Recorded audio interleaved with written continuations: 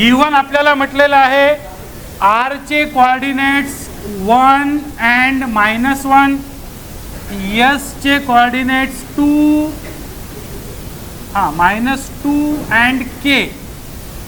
इथे आपल्याला दिलेला आहे स्लोप इज इक्वल टू -2 आणि फाइंड आउट करायचं आहे व्हॅल्यू ऑफ के. आता बघा, याच्या पहिल्यांदा आपण स्लोपचे अनेक प्रॉब्लेम पाहिलेले आहे. स्लोप काढायचा जेव्हा आपल्याला असतो त्यावेळेस 2 पॉईंट त्या लाईनचे दिलेले असतात. त्या पॉईंटच्या कोऑर्डिनेट्सला आपण x1 y1 x2 y2 असं म्हणतो. स्लोपचा फॉर्म्युला अप्लाय करतो आणि स्लोपची व्हॅल्यू काढतो. पण या प्रॉब्लेममध्ये थोडा चेंज आहे.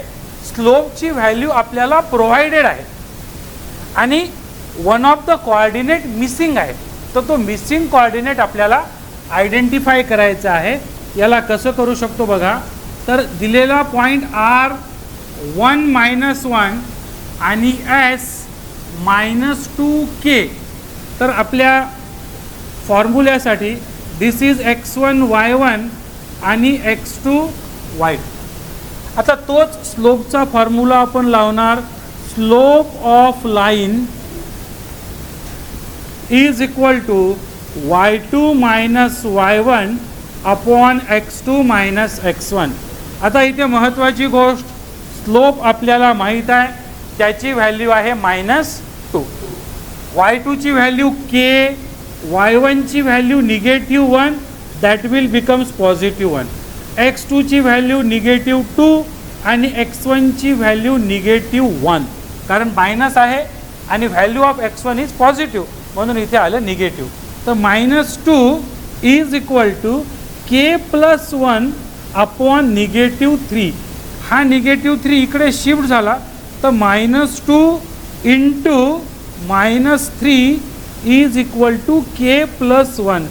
+6 -1 is equal to k and therefore 5 is equal to k. This is the value of missing coordinate. म्हणजे तुम्ही बघा, आधी आपल्याला बऱ्याचशा प्रॉब्लेममध्ये x1 y1 x2 y2 हा अवेलेबल होता. युजिंग दिस व्हॅल्यूज आपण स्लोप काढला होता. पण आत्ताच्या या प्रॉब्लेममध्ये स्लोप आपल्याला माहीत होता आणि एक कोऑर्डिनेट मिसिंग होता, तो y2 होता. पुन्हा अशी सिच्युएशन असू शकते, कधी y1 मिसिंग राहू शकतो, कधी x1, कधी x2. तर अशा प्रकारे सुद्धा सेम फॉर्म्युला अप्लाय करून आपण त्या प्रॉब्लेमला सॉल्व करू शकतो. म्हणजे त्या फॉर्म्युल्याचा जो यूज आहे तो फक्त स्लोप काढणे इतकाच मर्यादित नाही, त्याचा वापर करून आपण एखाद्या कोऑर्डिनेटची व्हॅल्यूसुद्धा फाइंड आउट करू शकतो. आता बघा, याच्यासारखं थोडंसं सिमिलर नेक्स्ट प्रॉब्लेम काय म्हणत आहे बघा. आपल्याला व्हॅल्यू प्रोव्हाइड केलेली आहे b is k and -5, c is 1 and 2. Yes, everything positive. आणि इथे स्लोप दिलेला आहे. Slope of BC is 7. आपल्याला काढायचं आहे value of k to find k. आता बघा, सेम फॉर्म्युला आपण अप्लाय करणार to find out the value of k. पण सुरुवातीला जे b आणि c दिलेलं आहे त्याला आपण लिहू, which is x1 y1, c is 1 2, this is x2 y2.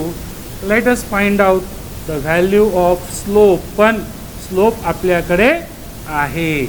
Formula आहे y2 - y1 upon x2 - x1.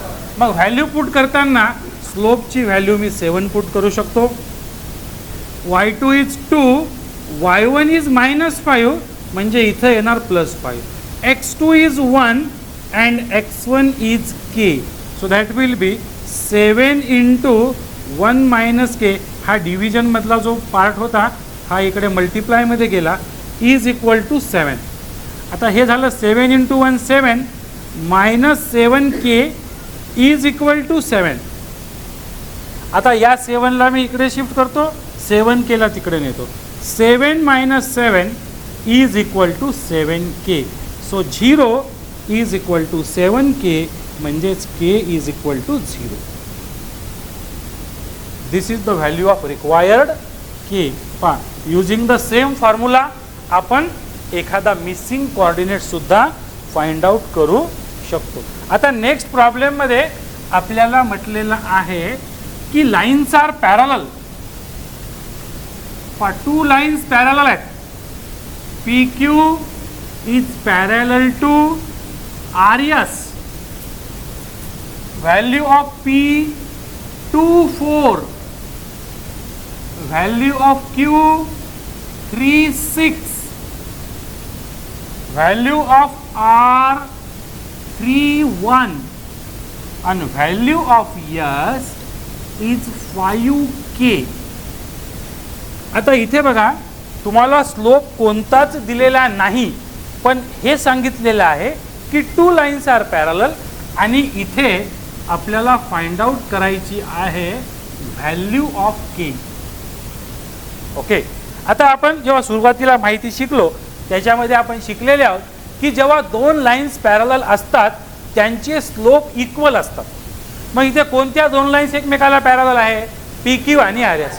म्हणजे जो काही स्लोप ऑफ PQ होणार असेल तो स्लोप ऑफ PQ कोणासोबत इक्वल होणार आहे? RS च्या सोबत. आता तुम्ही म्हणाल RS चा स्लोप काढताना आपल्याकडे k अननोन आहे. You are unable to calculate slope of RS in the beginning case. पण P आणि Q याचा स्लोप काढण्यासाठी तुमच्याकडे सगळ्या व्हॅल्यू अवेलेबल आहे. मग आपण काय करू, पहिल्यांदा स्लोप ऑफ PQ काढू. ती स्लोपची जी काही व्हॅल्यू येईल तीच व्हॅल्यू RS ची सुद्धा आहे. And putting the same value in the formula we can calculate the value of unknown k. तर इथे आपण सुरुवात करणार for slope of PQ. Value of P 2 4. Value of Q 3 6. x1 y1 x2 y. Slope of PQ is equal to y2 minus y1 upon x2 minus x1. Putting the value, y2 ची value आहे 6, y1 ची value आहे 4, x2 ची value आहे 3, x1 ची value आहे 2.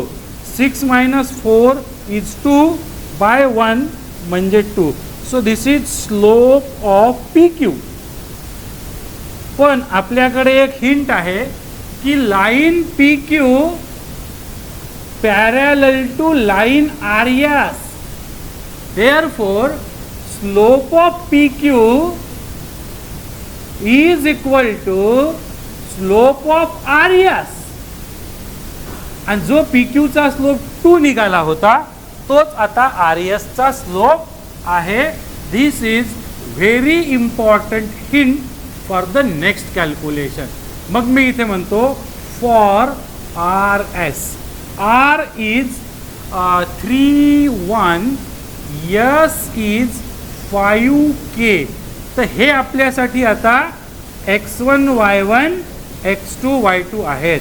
मी आता म्हणेन slope of RS is equal to y2 minus y1 upon x2 minus x1.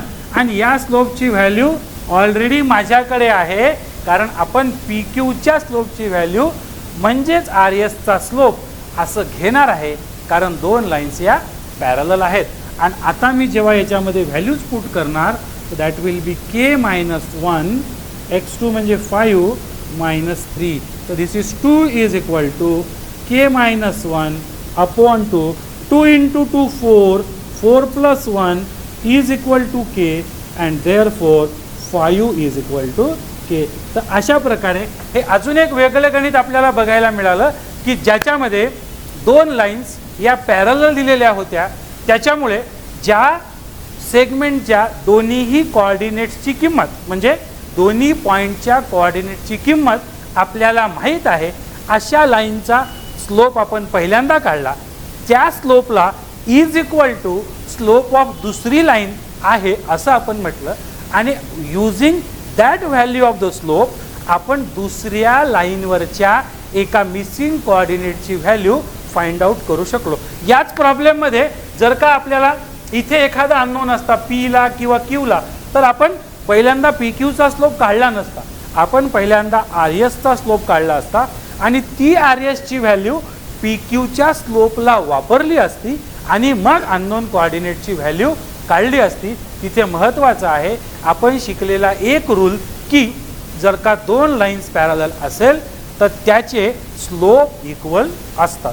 तर अशा प्रकारे हा एक्झरसाइज आपला या ठिकाणी संपलेला आहे. याच्यामध्ये आपण वेगवेगळ्या प्रकारचे स्लोप कसे काढायचे, स्लोपचा वापर करून एखाद्या क्वाड्रिलॅटरलला पॅरालेलोग्राम कसं शो करायचं, कारण पॅरालेलोग्राममध्ये आपल्याला माहिती आहे की अपोजिट साईड्स या पॅरलल असतात. मग आपण काय केलं होतं की स्लोपला इक्वल दाखवून त्याच्या अपोजिट साईड्सच्या पेयरला पॅरलल दाखवलं होतं आणि अशा प्रकारे दोन पेयर पॅरलल दाखवून आपण त्या क्वाड्रिलॅटरलला पॅरालेलोग्राम आहे असं प्रूव्ह करू शकलो. याच एक्झरसाइजमध्ये आपण कोलिनियर दाखवा असंही प्रॉब्लेम केलं होतं. त्या प्रकारामध्ये आपण दोन्हीही लाईनचे स्लोप काढले होते. जर का दोघांचा स्लोप इक्वल आहे आणि दोन्हीही लाईनच्या मधला एक पॉईंट हा जर कॉमन पॉईंट आहे तर ते तीनही पॉईंट्स कोलिनियर असतात असं आपण त्याच्यातून सांगितलं होतं. तर अशा वेगवेगळ्या प्रकारचे प्रॉब्लेम्स आपण या स्लोप फॉर्म्युल्यामधून सोडवलेले आहेत. So thank you very much. पुन्हा आपण पुढच्या क्लासमध्ये एका नवीन एक्झरसाइजला सुरुवात करू.